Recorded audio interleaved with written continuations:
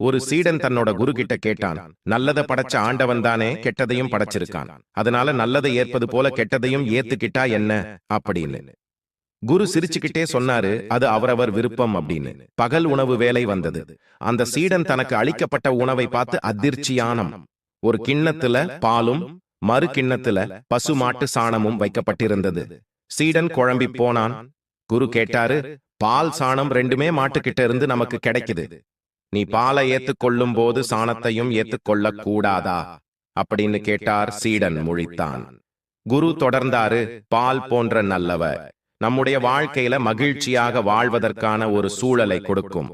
சாணத்தை மண்ணுல புதைச்சு உரமாக்குறது மாதிரிதான் தீமைகளை புதைத்து அது தரும் பாடத்தை வாழ்க்கையில் உரமாக்கி உயரத்துக்கான வழியை நம்ம கண்டுபிடிக்கணும் அப்படின்னு.